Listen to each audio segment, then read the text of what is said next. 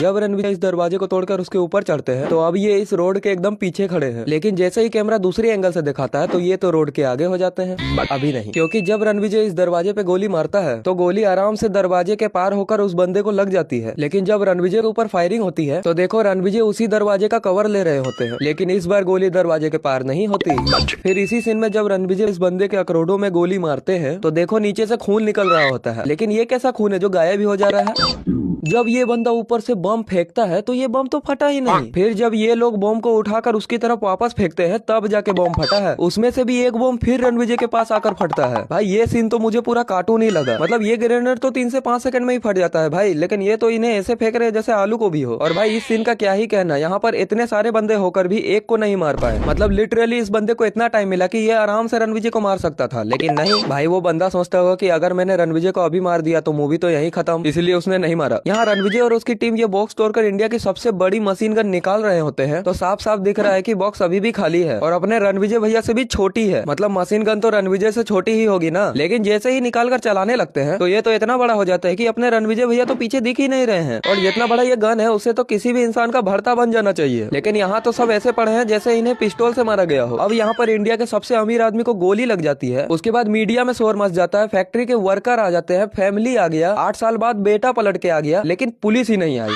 उसके बाद रणविजय ने भी इतना खून खराबा कर दिया, 100-200 बंदे मार दिए, लेकिन पुलिस भी लाइक आज मूड नहीं कर रहा, इसे कल देखते हैं इस काम को। अभी क्या है, अभी मैं फोन उठा।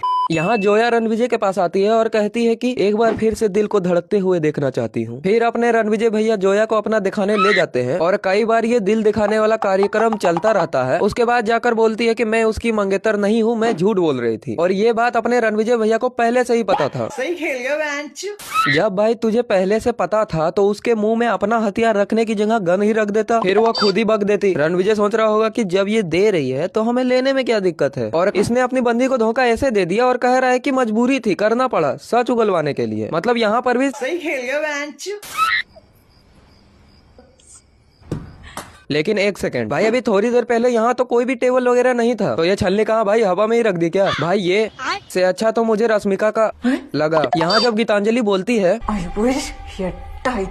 तो रणविजय भैया बड़ी सी गन लेकर आते हैं और गीतांजलि के एकदम कान के पास ही चला देते हैं। फिर भी गीतांजलि को कोई फर्क ही नहीं पड़ा, मतलब कुछ भी। यहाँ तो पिस्टल ही इतने कानों के पास चला दे तो कान के साथ साथ फट जाएगा, लेकिन यहाँ तो गीतांजलि को कुछ हुआ ही नहीं। अब बंदूक की आवाज से बच्चा उठकर रोने लगता है, लेकिन सिर्फ इसका बेटा ही उठा है। बेटी अभी भी सो रही है, अभी भी सो रही है और अभी भी सो ही रही है। लगता है बेटी माँ पे गई है, इसीलिए उसको भी कोई फर्क नहीं पड़ा। अभी इस सीन में जब अबरार रणविजय को पकड़ा हुआ है तो ध्यान से देखो कि इनकी परछाई रणविजय की साइड है, लेकिन जब कैमरा दूसरी एंगल से दिखाता है तो ये शैडो तो अबरार की साइड आ जाता है। और यहाँ पर इतनी देर से फाइट हो रही है, फिर जाके अबरार के बंदे आते हैं, वो भी एक ही। मतलब यार मूवी में इसे इतने बड़े विलन के रूप में दिखाया गया है, फिर भी इसको एक ही गाड़ी बंदे आते हैं बचाने के लिए। मतलब थोड़ी सी तो इज्जत रख लेते यार। यहाँ पर रणविजय गीतांजलि को लाइट जेट में लेके जाता है और फिर जेट को इतना उड़ाता है कि रात से दिन हो जाता है। लेकिन ये कौन सा जेट है भाई जिसका अभी तक फ्यूल ही खत्म नहीं हुआ है, जबकि लाइट जेट मैक्सिमम 3 से 4 घंटे ही उड़ सकते हैं। फिर उसके बाद रणविजय गीतांजलि को प्लेन उड़ाना सिखा रहा है, तो इस हाथ में बरस लिया हुआ है, लेकिन जब हाथ ऊपर करता है तो बरस ही गायब हो गया। फिर कैमरा साइड से दिखाता है तो फिर से हाथ में आ जाता है।